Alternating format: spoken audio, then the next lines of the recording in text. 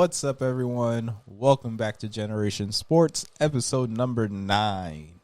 Happy Easter to everyone celebrating, and we'll jump straight into it with GoinYard opening week. Opening week for everyone except for most teams. Yeah.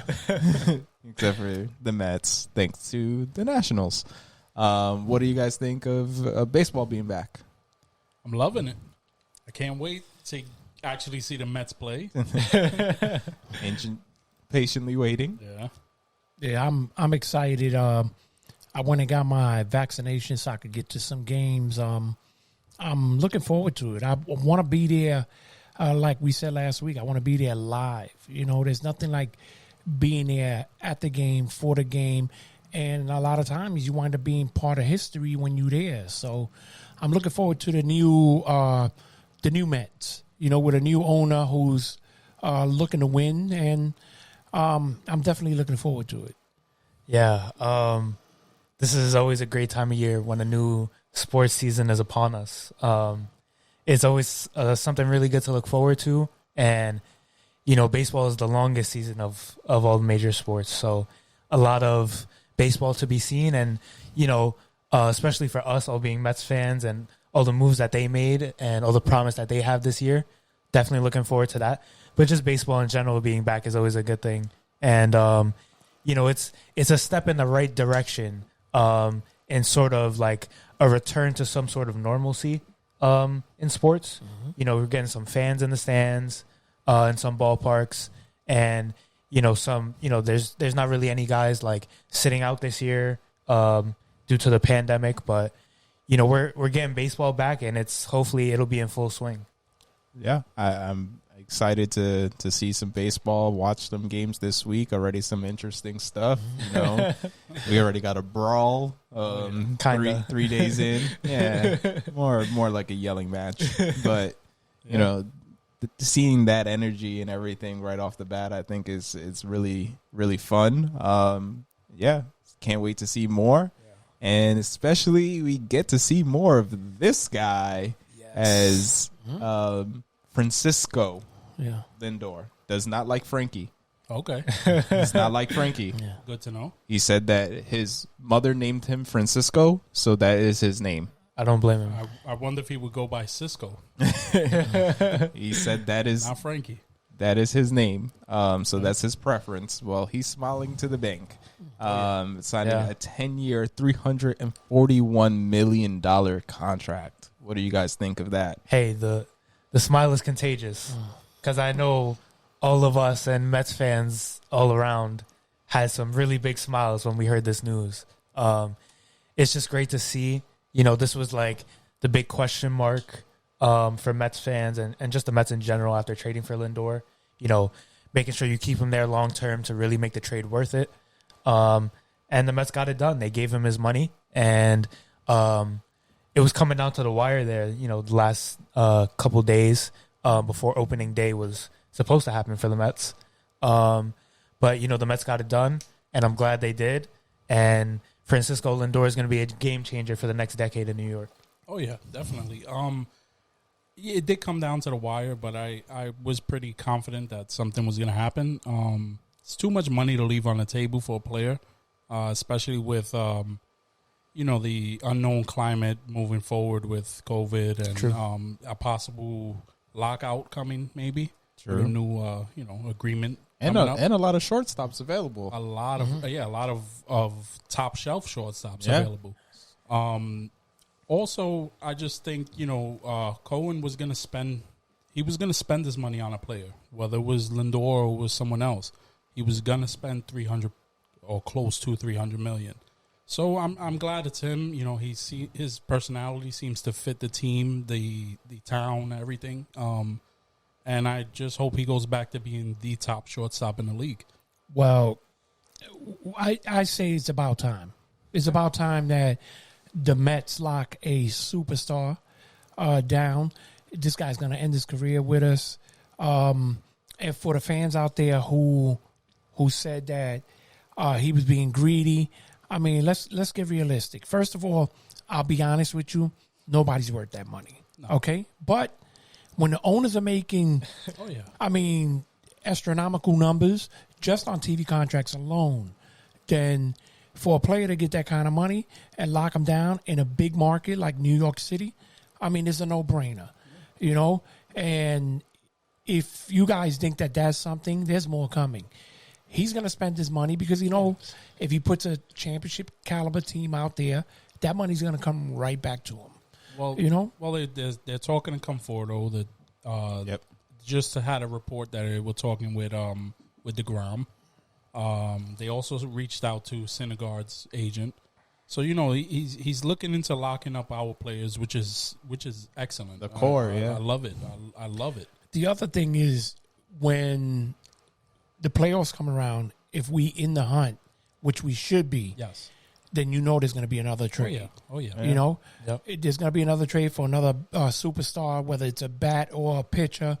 It's going to be one or the other. But I'm just happy to have an owner that's not afraid to spend money, you know, and put a championship caliber team in a big market, because we were playing like like the Cincinnati Reds. I mean, you know, small market teams, you know, and it as a Met fan, I'm super excited. Oh yeah, definitely. Well, they're gonna make that. They're gonna make tons of money back with him. He's already in the top 20 in jersey sales. Yeah, I believe so. And that's before an extension. So you know, people tend to not buy a jersey until they know the player is gonna stay there long term. Yep.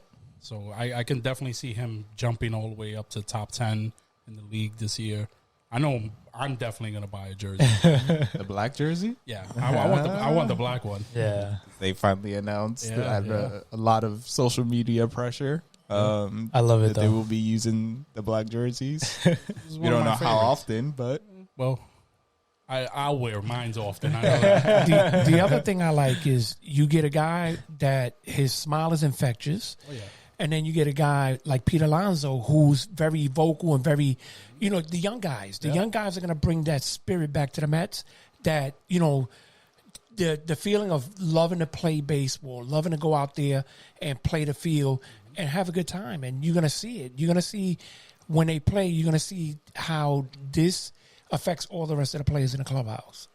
Yeah, I think it's a great move. Obviously, a key position as well. I think that's where a lot of the value comes in. But yeah, I think, you know, signing him is just showing the commitment. You know, that's something that the fan base really wanted, was to show the commitment that you're willing to spend, you're willing to put a consistent team out there. So now it's up to the players to go out there and perform. Oh yeah, definitely. Yeah.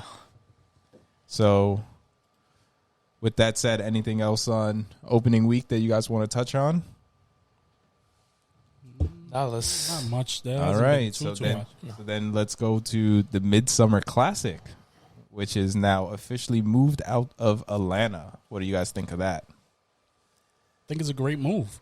It's a great PR move by them, you know, not to doing it. You know, the reason why they're moving it out, it's a great reason.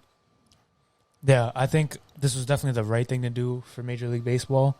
I know Rob Manfred, the commissioner, has said that he had a lot of conversations with the Players Association and just, you know, current and former players, people who understand the climate of what's going on, and really just making an educated decision and just making the right decision after all. And I know Rob Manfred has gotten a lot of hate in his tenure as commissioner, but this was definitely the right move to make. So I'm glad for the league to go on ahead and do this. Yeah, you know, you got a lot of people that say you shouldn't mix politics with sports, but think about it, okay? In every sport, in every major sport, you have just about every race.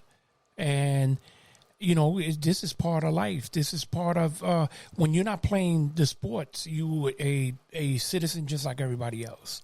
You know, and this affects you just like it affects everybody else. So I'm all for it. I'm all for it. I definitely think that was a smart move by baseball, and I'm looking forward to smart moves like that from all the major sports. Well, you know, you have to hit them where it hurts, and that's monetarily. Yeah, you hit them in the wallet, and that really makes people take a step back and reevaluate. Yeah, and it's also big too because, that argument of try not to mix politics and sports it doesn't make a whole lot of sense because these guys, these athletes, they have such a big influence and such a big presence, especially in the media-filled world that we live in now. So it's like they should be using their influence for good and trying to make the world a better place because they still have to live in it just like we do. So yeah, I think it's a smart move, and now it's just, where do they move it to? I hear a lot of people are pushing to try to get it to Milwaukee to celebrate Hank Aaron. Because obviously in Atlanta it would have been a big celebration for Hank Aaron also.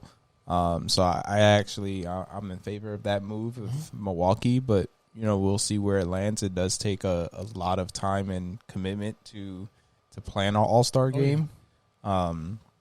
So we shall see where that ends up. But, well, at least they made this decision, early enough that they have the time to do it. Yeah. All right, moving on to football with Take It to the House. So recent news in football, they're going to move to a 17-game season.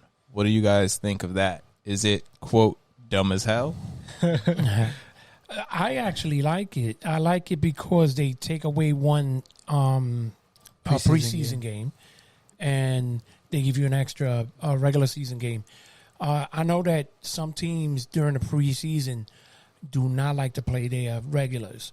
They'll play them just a little bit just so they could get the rust out, but there's way too many injuries in preseason, and you don't want to lose your best players and then go into the regular season with the backups.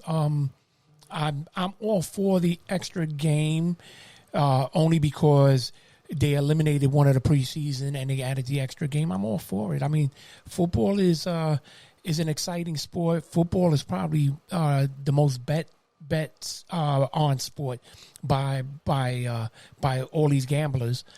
So I think I like the move. I like the move too. I think this is a good way for them to recoup some money they may have lost. This past season, no fans in the stands and whatnot. But also, I think it's a little bit more wear and tear on the players too. So that we may see more injuries. We may see, more teams going into the playoffs in a bad shape too, with an extra game, extra preparing for the game and whatnot. I can see why some people will be against it. Like I agree with what both of you guys said. I feel like I'm not really too sure how to feel in it yet on the situation because, on one hand, it's more football and a lot of people are going to be watching football. People are going to be going to games. It's definitely helps in the financial aspect for the NFL, but also like I think the players should have a big influence and a big say on changes like this because they're the ones playing the games. So, you hear guys like Alvin Kamara from the Saints saying it's dumb as hell, and I don't know if he's I'm sure he's not the only one, but it'll be interesting to see how the players feel about it, especially after they go through it for a whole year. But at face value, you take away preseason game, bring back another regular season game. It sounds fine, but if the players don't like it, I'm not sure how long it should really last. But on that same note, if that last game is the one that gets you into the playoffs, then maybe you got a different feeling about it then. You know, the other thing is, the only thing I don't like is now you got a split where, you either going to get more home games or less home games. Yeah, so it's not an even number. Yeah, it's not an even number. So do they split the revenue for that last game? Between or alternate seasons. Right. This season you get 9 home games. Next season you get 9 away games. Yeah. I didn't even think of that. That's a good point. I agree with Tim. I think the players needed to be more involved. Right. It seems like they weren't as involved as some of the other sports. Because this is a major decision. Yeah. Huge. Yeah. This is now are players getting paid more? Exactly. This is not a preseason game; it's a regular season game. Does that revenue? Yeah, the revenue involved in that because the owners are making more money off of it, but because of TV deals and sponsorships and all of that, we're gonna have to see how this affects the salary cap next year. True. The salary cap dipped this year by about $15 million. From what I hear, the salary cap next year is supposed to bump up like significant. But I think that's because of a TV deal, correct? I believe so. Yeah. So we got to see if this affects that too. Yeah. I know this is very appealing towards the TV deal also to have an extra week full of games that count. Yeah. But also to what you were saying before, Jay, is the injuries. Yeah. Football's already just, every time you step on the field, it's a good chance you might get injured. Yeah. Now you're doing that for a whole nother week. Well, the other thing is that last game, the NFL might wind up regretting it anyway because that last game, if you already got the playoff teams set, that last game might be just a whole bunch of role players, your backup players. It might playing. still look like a preseason game. Yeah. Yeah, just at the back end of the season instead of the front end. Another thing to look into as well with the addition of another game is like in the last couple of years already, we've seen a lot of like records being broken. So that changes like stats, and it'll change the history books, and also not just in terms of like a fan perspective looking at numbers, but also like some guys have like signing bonuses or bonuses in their contract if they reach certain benchmarks, during a season. A lot of incentives. Yeah, so if they have incentives like that, that might affect their contracts as well. Yeah, definitely. I think it also is a positive for fantasy sports. Yeah. Whereas towards the end of the regular season is the fantasy sports playoffs. So now you're able to add an extra week to that to kind of make it, work a little better. So, I think it's a positive in that sense. Vegas is smiling right now. Vegas is smiling big time. Yeah. Because that's going to bring them so much more money. Yeah. Another thing in football is some trades. So, Jay, your Niners made a big trade. What do you think? Yeah, they made a big move to move up to number 3 from number 12. A lot of people were saying they may have overpaid to move up those 9 slots, but I happen to see it in a different light. Being a fan of the team, they needed to draft a young quarterback anyway. Whether it's this year, next year, the following, the move needed to be made financially and just the way the team is set up right now. So them having the unfortunate injury-riddled season that they just had, they ended up with the 12th pick. I don't anticipate them ever, not ever, but I don't anticipate them having a pick that high in the next few years. So this was the year to make that move, to move up. It would, of course, way more next year when you're trading up from the 20s to try and get a prospect quarterback. Also, this draft class of quarterbacks, I think, is a lot better than we've seen in a while. So I think this was the right move for them to make to jump up.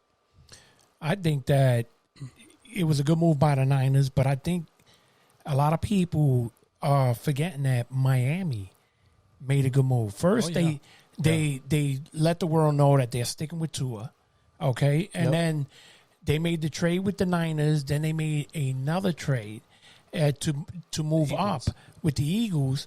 And in the first like 50-something picks, they got like 5 or 6 picks. I mean, this is how you strengthen your team, especially if you do know how to draft. You could make your team from a not making the playoffs to a playoff team in 1 year. A lot of these teams are making trades to load up on draft picks. And again, personnel, your scouts and everything else play a big role here, because if you draft the right way, you could turn your team around in a matter of a year. Yeah. Yeah. A lot of draft trading gymnastics here. A lot of moves like all around. I do like the activity in trading draft picks and just taking risks in the draft, because I feel like it doesn't happen as much in sports. But sometimes you just have to be willing to take that risk and, move in a different direction than you might have already been going in. Jay was talking about the Niners.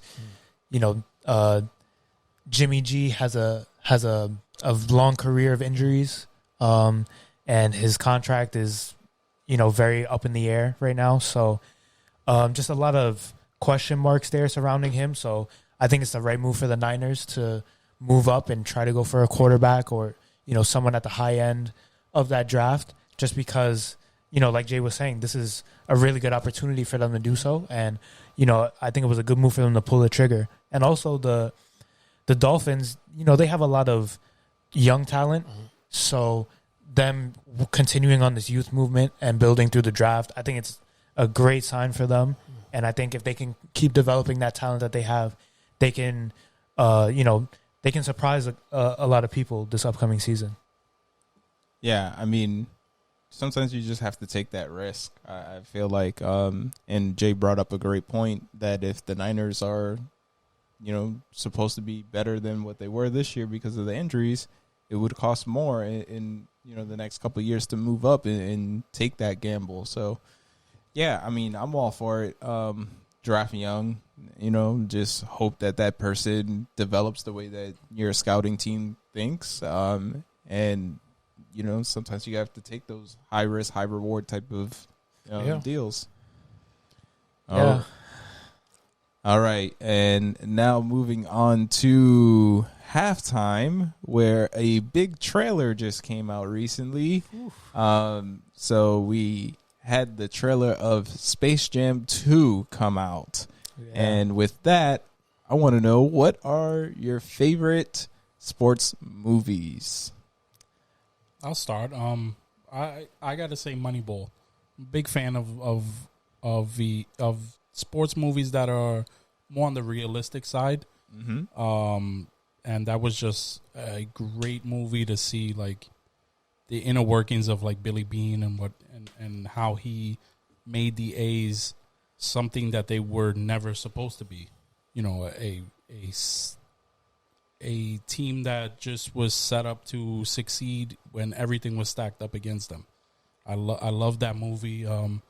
There's a ton of, there's a ton of sports movies. Yeah. But yeah, I'd go with Moneyball. All right. Jay went with Moneyball. I'll go on the other side of the spectrum. And, I think you guys know where I'm going with this. The Toon Squad. We're going with Space Jam. Come on. Go. Let's see if that stays true after, what is it, July? Yeah. When Space Jam 2 comes out. Yeah. For me, Space Jam has a lot of nostalgia. Growing up, that was like one of the first like sports movies I ever watched. And I loved the Looney Tunes growing up. And, we're all Bulls fans here. So Michael Jordan, of course, is a staple in all of our lives. The GOAT. So just, the combination of one of my favorite cartoons and, such a great player and just the storylines and the cartoons and the secret stuff and just all the little details. It's definitely not the best movie ever, but it just brings back so many memories of when I was younger. So Space Jam is definitely my favorite sports movie. Well, I have a whole bunch of them, but I'm going to go with The Water Boy. Okay. H2O. It was comical, but it was, something that I love watching. To get this guy that was a water boy to get on a field and become the all-star. You can do it. And him tackling Colonel Sanders. It was great. It was entertaining movie, and I'm going to go with The Water Boy.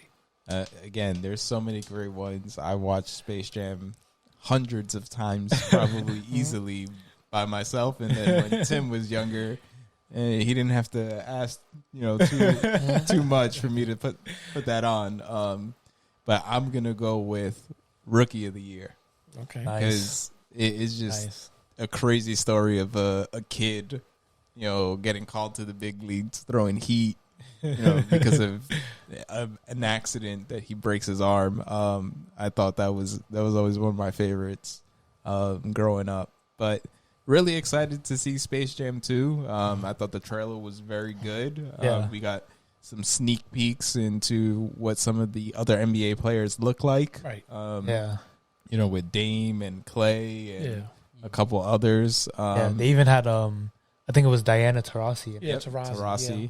So, and then obviously this still shot from the graphic we have up of Lola Bunny playing the part of D Wade. With the famous alley-oop. I think it's a pretty good story. You know, its sequels are always kind of iffy, especially if the first one was good. But I hope this one lives up to the first one. Obviously, it's a lot of time passed, so the graphics are going to be way better. But it comes down to the storyline. You know, that's going to make it tough to follow in Michael Jordan's footsteps. Absolutely. And, you know, it's hard for anyone to do that. Yeah, it's tough. Yeah. But I got to say the trailer does look really interesting and really good. I'm looking forward to it. Same here. And one more thing in halftime. Roy Williams retired, which we dropped in the group chat, and my father over here thought it was just a good April Fool's joke. I sure did. And it's real life, so that's a huge thing for college basketball. Not even just North Carolina, just college basketball in general. He's one of the greatest coaches of all time. So. What do you guys think of Roy's retirement and where UNC goes from here? Well, with Roy, first of all, congratulations, Roy, on a great Hall of Fame career. I was saddened with the news, but then I was also happy for him because he chose to leave on his terms. I always thought that Roy was the best coach in college basketball, and the reasoning for that is, for a while now, Carolina wasn't getting the 5-star chip players, and yet he pulled off championships with the guys he had. He had the guys that stood the 4 years, and he turned them into championship caliber players. And where does North Carolina go from here? I'm hoping they stay in-house, and I'm rooting for Hubert Davis. Davis been with Roy for a while, and I think that if anybody deserves a shot at the Carolina Blue and, you know, being the next head coach is Hubert. Well, I remember reading that Hubert Davis had some offers to become head coach of other schools and stuff. And he actually turned it down to stay in UNC. I think that alone shows that maybe he felt like he was in line to replace Roy Williams. Maybe he knew something we didn't as far as like the timing of this. I think you'd be hard pressed to find someone who is a better fit than Hubert Davis at this point because he's been an assistant for almost a decade now behind Roy Williams. So I agree with that. I think that would be the move to make at this point. You know, one other thing with Hubert Davis.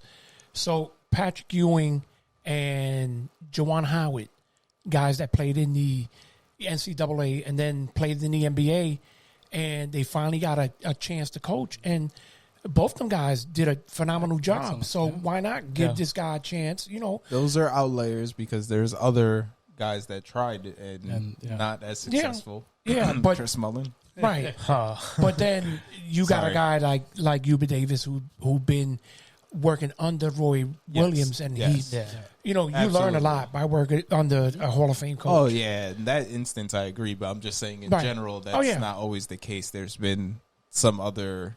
Oh yeah, definitely they have. Where, you know, famous alum come back and not work out as much. Mm-hmm. Now, do you think that the timing behind this has anything to do with how much they struggled this year?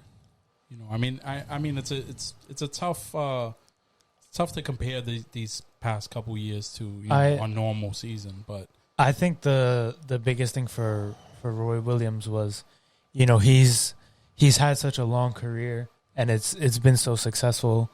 I feel like he I mean, I obviously can't speak for him, but I feel like if I were in his situation, I would almost feel like I needed a break. Like I just need some time with my family, you know, especially in times like this when everything is up in the air and you never know what's going to happen tomorrow. You know, Carolina struggling a bit might be part of it. But a lot of teams have struggled these last couple of years, which are very uncharacteristic. So I think for him personally, it might be more of an emphasis on like just wanting to be with his family. And, you know, he has all the awards, all the accolades, you know, all the respect from his peers that, you know, anyone can ask for in his profession. So I think that would be the main reason for me personally. And I feel like that's also part of his decision as well. Yeah, I mean, I think UNC will be all right out of this. You know, they'll hire someone, Hubert Davis or other, and I think, you know, they'll get back on the right track. They have too much history not to. And now with that said, we'll jump over to the NBA with some buckets. And what are the trade deadline winners and losers? All right, I'll start this one off. My big winner from the trade deadline is going to be the Denver Nuggets. Oh, yeah. I bet you guys thought I was going to say the Bulls, didn't you? No. Well, I'm going to go with the Denver Nuggets because, you know, picking up a guy like Aaron Gordon for the price that, you know, they gave up. Gary Harris had a good year a couple years ago in 2017.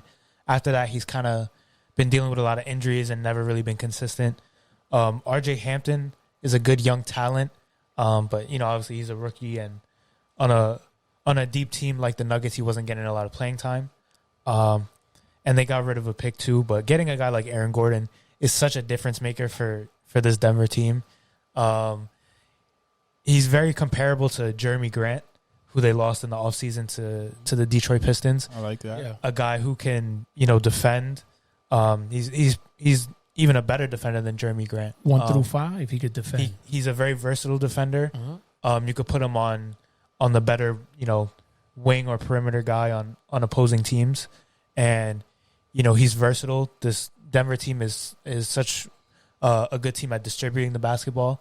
Of course, Nikola Jokic being the specimen that he is, you know, passing the ball. It just makes Aaron Gordon's life a lot easier because a lot of the time when you looked at him play in Orlando, it looked like he was struggling a lot because he was trying to do too much by himself. But now a lot of those easy shots are going to be given to him, and he doesn't have to carry as much of the offensive load. And I just think that's a perfect fit for them. And I watched them play the other day against the Clippers, and it looked really good. Like, the Nuggets are a really scary team come playoff time. And a loser, this one might shock some people, but I'm going to go with the Boston Celtics. And I'm not going with the Boston Celtics because of the trade they made. I'm going with the Boston Celtics because of the trades that they didn't make. And, you know, you pick up a guy like Evan Fournier, you give up 2 seconds. I think that's a great trade for Boston. You know, of course, Fournier is an expiring contract, but he's averaging almost 20 points a game this year. He's been pretty efficient, a good shooter, which was much needed for that Boston team. But I feel like they just had to do something else. They had to make a bigger move. You know, even trading for a guy like Aaron Gordon, whose price honestly wasn't as high as, you know, maybe some people thought it would be. I just feel like if Danny Ainge or, you know, the Boston front office was a little more willing to give up some picks or just be a little bit more aggressive on the market, they could have gotten a guy like Aaron Gordon, and they could have tried to, you know, build their team back from a really rough start this year. Or even Vucevic. Yeah. Yeah. That would have been a great fit for them. I think a winner, I'd pick I'll go a different route and I'll pick the Knicks. I like the fact that they didn't mortgage their future and try and go all in on this season. Them not making moves and, you know, staying the course on what they've been doing there, I think was the right move.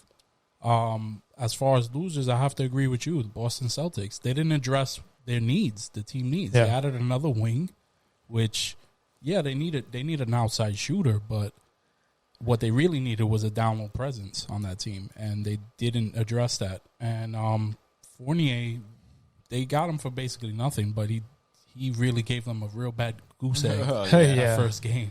Shot terrible. Didn't help for arguments. I'm gonna go with the winners, Chicago, and the reason for it is not for this year. That Vucic trade is their way of letting these free agent players know we're trying to build a winner here and come on over and join our team. They got an all-star center.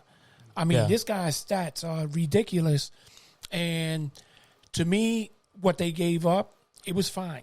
Yeah. Because what they're trying to do is they're trying to build a nucleus for the future. That trade wasn't made for this year.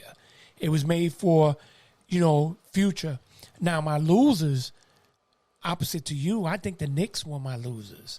And I'm going to tell you why. Okay? Interesting.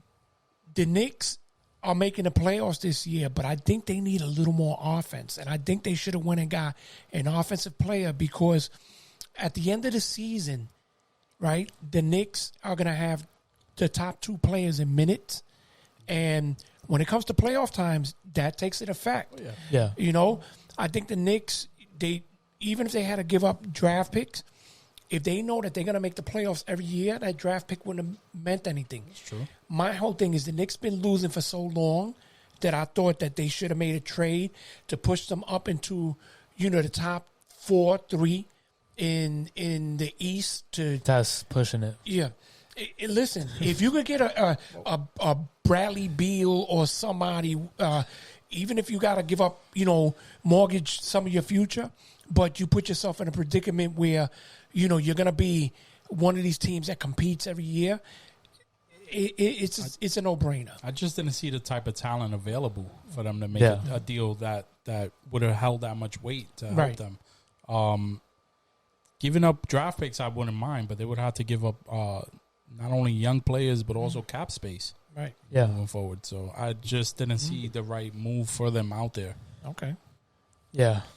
Yeah, I mean, for me, I think Denver really needed to make a push, and getting Aaron Gordon was great because the West is loaded.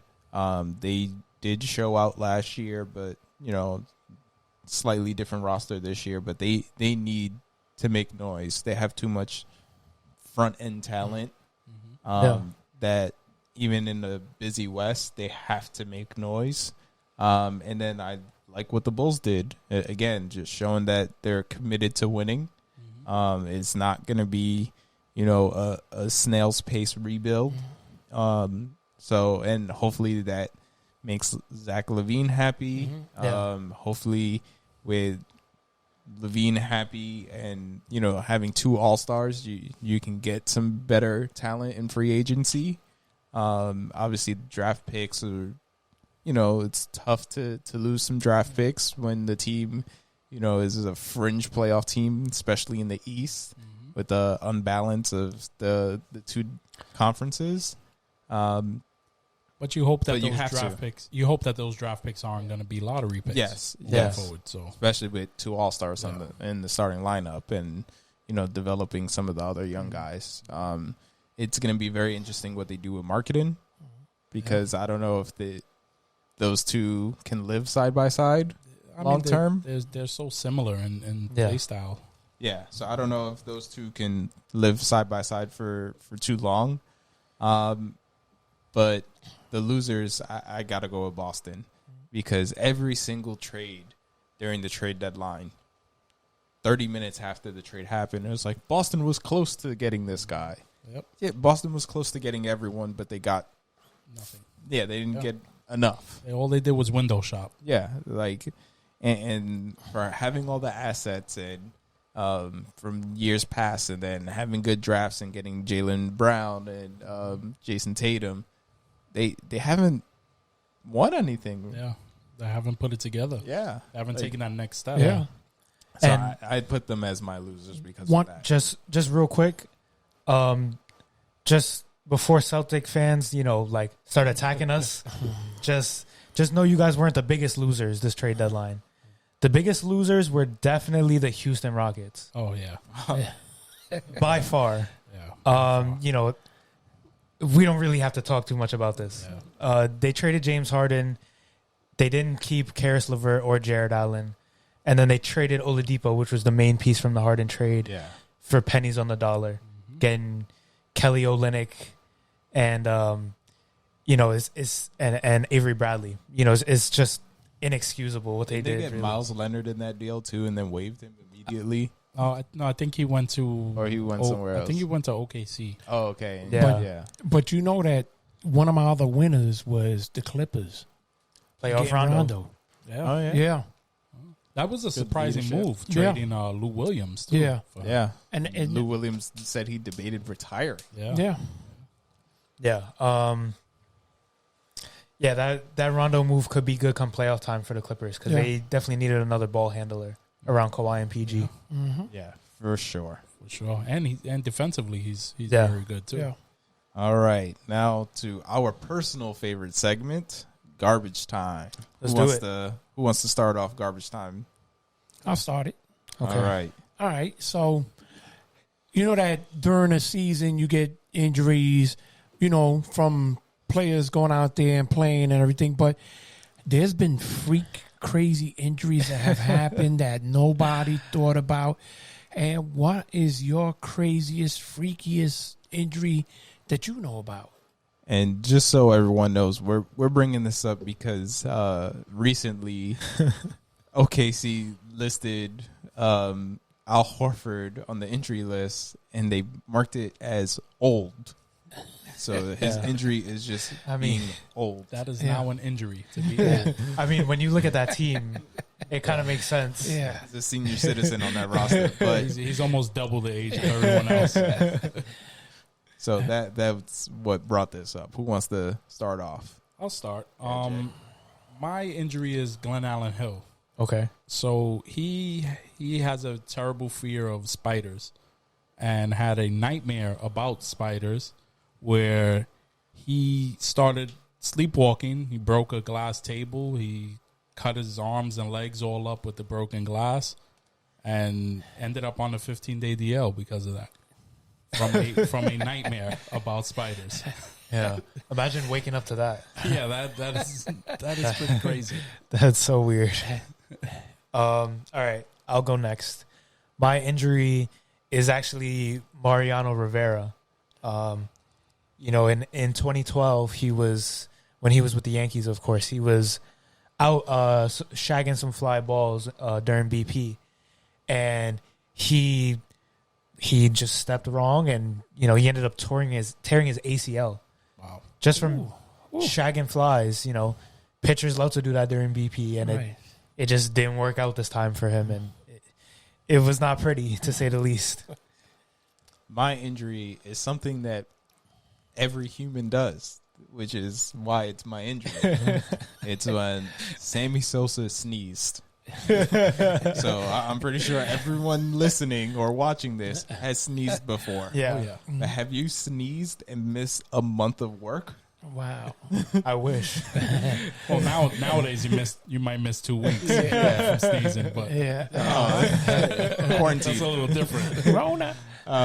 So Sammy Sosa sneezed and pulled a muscle in his back and missed a month on the disabled list, now injury list, but at the time it was called the disabled list. And then even when he came back, he didn't have a good second half of the season after that injury. He only was batting, I think, like 230, 240 range. So, just something that we do every day, you wouldn't think would lead to a long-term injury. That's crazy. I would not want to see the aftermath of that sneeze. No, definitely not. Imagine if he coughed. So my injury it's a knucklehead injury. So Plexico Burgess, who was on the Giants, decided to go clubbing, but he decided to bring a gun with him. The only problem is when he reached for it in his pocket, he shot his leg. And he was put on the injury list. I mean, He also went to jail Yeah. for this. I don't understand how Yeah. if you making that kind of money, then bring some security with you if you're going out. But to try to sneak a gun into a club, I mean, or at least put the safety on. yeah. Know how to handle it before you handle it. Yeah, there You go. know, but that's my injury there is crazy. Yeah. All crazy ones. Who wants to go next? I'll go next. My question is, would you prefer to be a superstar player putting up major numbers on a bad team, Westbrook. aka Westbrook, or would you rather be more of a role player on a contending team where you're not, you won't have the individual accolades? So I'll go first on this one. It depends where I am in my career. Okay. Facts. Because early on, I want to put up numbers because numbers is how you get paid. Oh, yeah. Facts. So I think early on in the career, I'd rather put up some numbers. But then once I get established in the league, I wouldn't mind being a role player trying to, win chips. Ring chase. Okay. Yeah. I agree with what Matt said. It definitely depends on what point of your career you're in. But if I had to choose just one, I would definitely choose being a role player on a contender. And I just think of it as if you're on a contending team and you're a role player, oftentimes championship caliber teams try to keep their nucleus the same. And if you're a good enough role player, you might be part of that nucleus. And, a team like that would value you a lot because, you're not just a bench warmer. You're providing something for a team that's constantly winning. So I still think you would get paid. And, especially in this world of sports, even, role players can get paid multi-million dollars. So some of these role players are starters. They're Yeah. just not the superstars. yeah. And even like if they're on a good enough team, they might be deserving of being a starter, but there's just too much talent on the roster. So I think personally, if I had to pick one, I'd rather be a role player on a contender. And on that note, I'm going to say I'd rather be a role player also. And for the reason is a lot of times when you watch championship games, is the role player who winds up winning the game. Is the role player who plays that big role, who gets the big stop, who hits the big shot, a.k.a. Ray Allen. Or Steve Kerr. Yeah, or Steve Kerr. Robert Ory. Yeah, there's a ton of them. Robert Ory, perfect example. Derek Fisher. Yeah. Yeah, true. And again, like Timmy said, is these role players, they have a role on that team, and the team doesn't want. They rather keep the role players a lot of times than some of the superstars, because I think it's easier for a lot of these teams to get a superstar to come over if they know that you have a championship team built around them. True. And these role players, like Tim said, they get paid. A lot of them get paid, on not to the superstar level, but close to it. See, I'm gonna go against you guys. I think I would prefer to be a superstar. Okay. Even on a bad team, I know winning means a lot to a lot of people, a lot of players, me included. But I feel like I would rather than be a role player on a championship team and get rings, and be like a guy like Robert Ory who has 7 rings, but no one really puts him in a conversation with best player just because of the rings. Yeah. I think I'd rather just put up huge numbers and win as much as I could, but be a Hall of Fame player. I think that would be my choice there. Okay.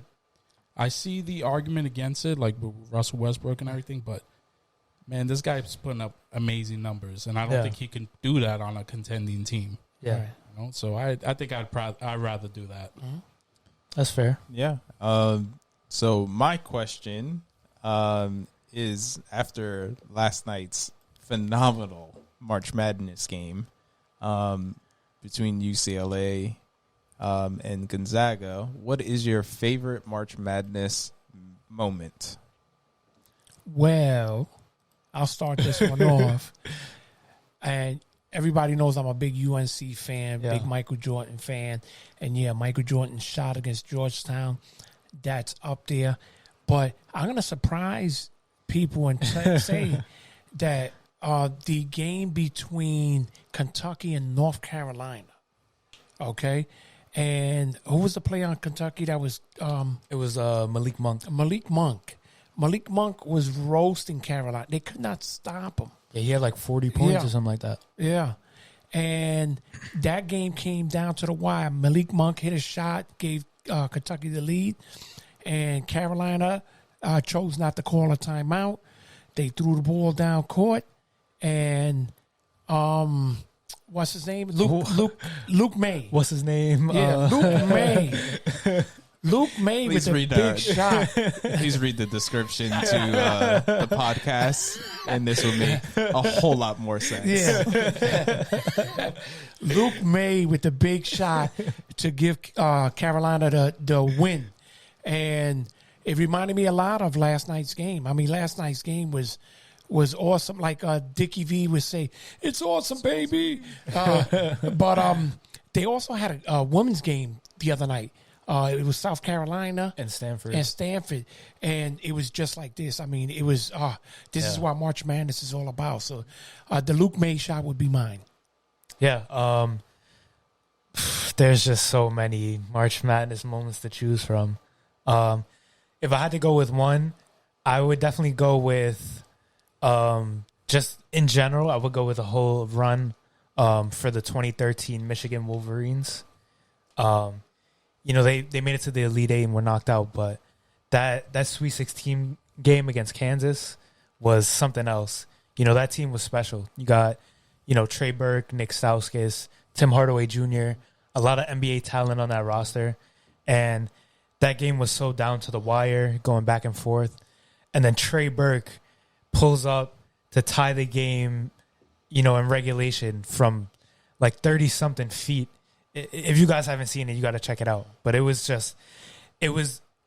like, for me, I was obviously very young at that point, and I was just really like getting into basketball as much as I am now. But just the atmosphere of March Madness and seeing, how much the shot meant for the guys, and they came back and tied it, went on to win in overtime. It was just a really special moment for that whole team. See, the great thing about our show is, the generations. So like you said, you were just getting into basketball at that time. For me, when I was just getting into basketball, it was Shaquille O'Neal was on LSU, 1992, their first round victory over BYU. Shaquille O'Neal blocked 11 shots in that game. That's insane. 11 shots. He had 26 points, 14 rebounds, triple-double, which is that's a feat in and of itself. But to have Especially one in of college. in college. Yeah. But to have one of them be block shots, it's unheard of. And this was a player that, we're all looking at.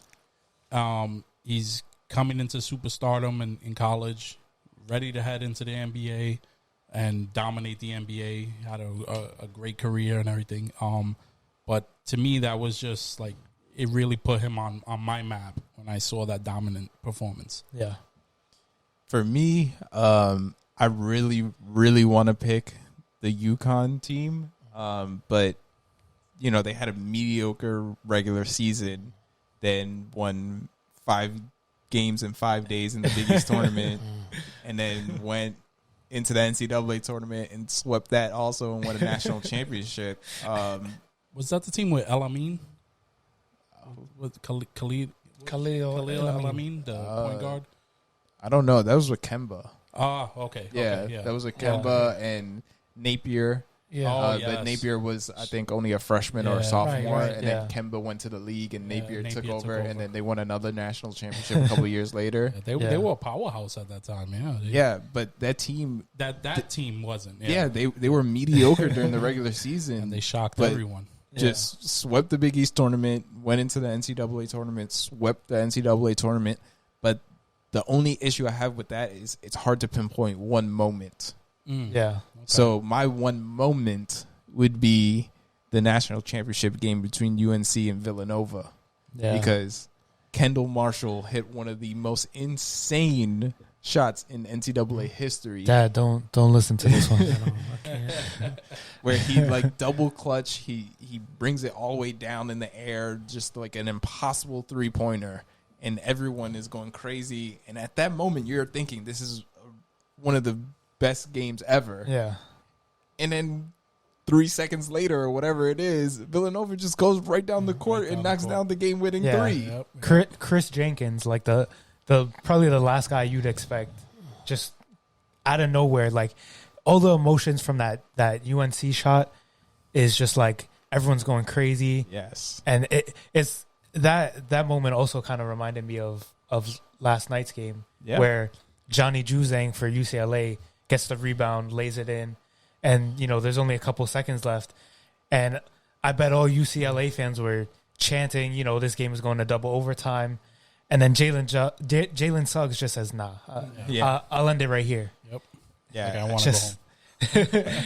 Just so much emotions and back and forth. It's amazing. I think the last couple seconds of that championship game, I don't see how anyone beats that between those two shots. Yeah. So that's my moment.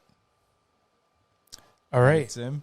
So I got the last question of the day, and in honor of the NBA trade deadline that just recently passed, I'm asking you guys, what's your most memorable trade deadline moment in basketball? I'll start it off. All right. The trade of Rasheed Wallace to Detroit. Okay. I feel like Detroit made an excellent trade. Maybe Wallace was viewed as a troublemaker at the time and whatnot in the league, but Not Wallace. no, not Wallace. But Ball don't lie. Rosh Weed. but I gotta say that's a trade that led to some championships there in Detroit. Like without Rasheed Wallace, I don't think that team is as successful defensively and just all around. Period. Mm-hmm. He was a great player, and you don't tend to see players of that caliber traded at the deadline. Yeah, especially for that Detroit team, which didn't really have a superstar. Yeah, They really had to do it by committee, and losing a guy like Rasheed would really hurt them. Oh yeah, big time. Yeah, that's definitely a big move. Yeah. I'll go next, and Rock's own Carmelo Anthony. Okay. When the Knicks made that trade for Melo, a lot of people were bad-mouthing the Knicks because Melo was going to be a free agent the next year, and they felt they could have got him the following year. But what the trade did for the Knicks is it finally put them on a map. Finally put them on a map to make the playoffs when it was years before they made the playoffs. So while Melo was there, they made the playoffs 3 years. They brung the New Yorker back home, and I think it paid off in the long run. I wish that they would have built a better team around them. You see Melo now; he's still offensive threat. He was never a defender, but he can light up the scoreboard anytime. So I think that Knick trade was, to me, the best deadline trade. Well, a lot of people badmouth the trade because they feel like the Knicks gave up a lot of assets that they shouldn't have. But in hindsight, I don't think any of those assets really turned into much anyway. Yeah. So I think it was a good trade. And like I say a lot of times, if you're getting the best player in the deal, sometimes it's worth it. Yeah. Even if you give up, quote unquote, too many assets, you're getting the best one. Mm-hmm. You don't know what those assets are going to become. Exactly. Yeah. For me, I'm going to go Gasol gets traded for Gasol. That's a good one. So, one, because it's pretty crazy getting traded for your brother. And Powell also has bragging rights because he got traded for his brother plus more. Yeah, plus more.